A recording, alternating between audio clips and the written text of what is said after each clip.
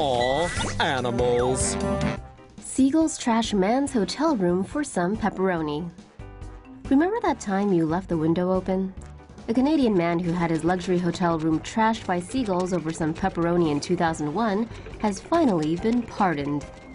Nick Birchill was banned from the Fairmont Empress in Victoria, British Columbia in 2001 after the feathery fiasco. Birchill said in a Facebook post that he was bringing some pepperoni to some naval friends on the West Coast back in April of '01. He wanted to keep the meat cool, but his room had no fridge, so he plopped some pepperoni out on his table and windowsill to chill.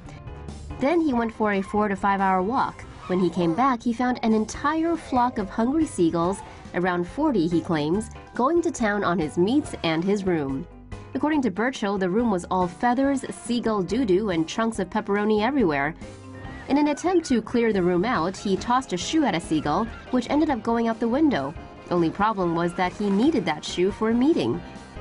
Birchill eventually made it to his meeting, but then later got a letter from the hotel saying he was banned for life. In March, after he penned an apologetic letter to the hotel asking for their forgiveness, they finally lifted the ban.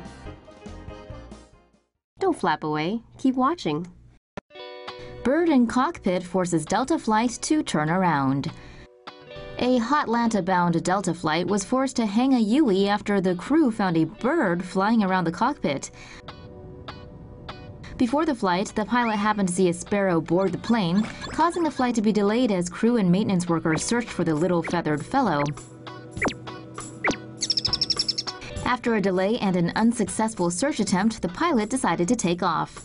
Wouldn't you know it, shortly after the aircraft took off, the sparrow reappeared again in the cockpit, so the pilot decided to turn the plane back around.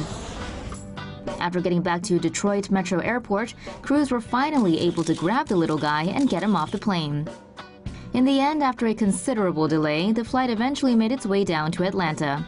No word on what airline the sparrow ended up taking. Dirty old birds show changes in U.S. air pollution. Researchers analyzed the amount of soot on birds in museums from Rust Belt cities to track air pollution in the U.S. over the last 135 years. A new paper shows the discoloration of birds in museum collections can be used to estimate the amount of black carbon air over time. Researchers sampled over 1,000 birds collected over the last 135 years to find out and quantify the effects of soot in the air in Rust Belt cities like Chicago, Detroit, and Pittsburgh. To track changes in sootiness, the scientists photographed the birds and measured the light reflected off of them. They found that older birds were dirtier and new birds were cleaner. The team discovered that soot on birds closely tracks the use of coal over time. Researchers also pointed out that even though newer birds are cleaner, it doesn't necessarily mean U.S. air is less polluted. Many of the pollutants released into the atmosphere today aren't as easily tracked as soot.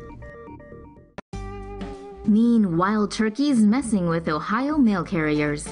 A big mess of angry wild turkeys are preventing mail carriers from delivering the mail in Rocky River, Ohio. The Postal Service let the city know that some carriers wouldn't be able to deliver mail because hostile turkeys were creating unsafe conditions. For the past 3 weeks, around 25 to 30 homes haven't been getting any mail thanks to the aggressive turkeys. Mail carriers don't have anything to scare the turkeys off, so people have had to end up going to the post office to get their mail. Unfortunately, the city can't go all guns and glory on the feathered foes due to a city ordinance. The city has instead told residents not to leave out any kind of bird food. Too bad, Thanksgiving is over. Study shows 76% drop in flying bug populations. Bugs, while icky, are critical to nature, and new research indicates they might be in decline.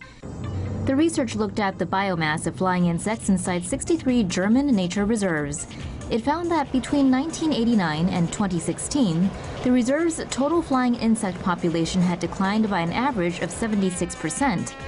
The cause of the massive drop is unclear, but the fact the insects vanished at such a high rate has scientists concerned. The researchers say their findings could be representative of other areas around the world. Nature needs bugs, and we need nature. And if there's no nature, well, the planet becomes Mars 2.0.